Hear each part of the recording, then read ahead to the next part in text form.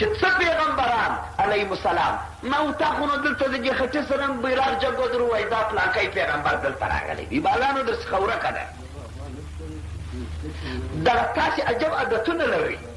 ګرځئ په دې ښار کې که یو چا زیارت جوړ کړی درته یې وایي چې دلته پیغمبر راغلی تانو لاس پورته کړي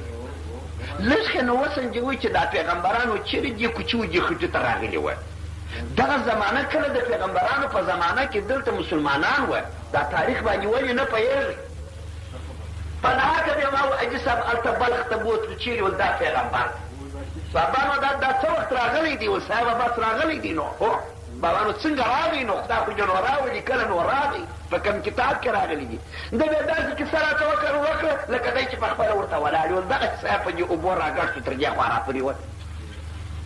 ته خو وسنجوئ چې دا حضرات پیغمبران علیهم السلام د دوی د ټول زیږېدو لیکې دورېږي د امتو ځایونه یې دورېږي د پیدایښت یې دورېږي چې بیا وفات شوي دي ګرځې د بیت المقدس په شاوخوا ایښي دي بارکنا حوله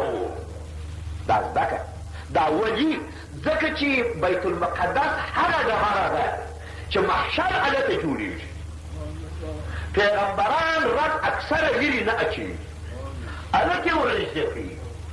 د هغه پر شاوخوا باندې دا د بارکنا حوله ترجمه ده او دا زما او ستا وطن یا بل وطن یا بل وطن دا اوس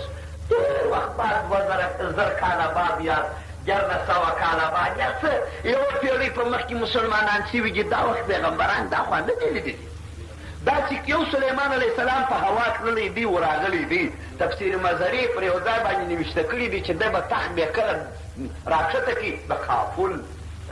کابل یې یاد کړی تخت بیا هلته خپل راکښته کوي بیا بیا چیرې وړي تخت سلیمان په نامه باندې په تهران کې یو ځای دی هلته بیا کښته کوي هغه نو د ټول ځمکې د سر پاچا وګرځېدی مګر هغه دې خواته نه دی مړه دی قبر یې په بیت المقدس کې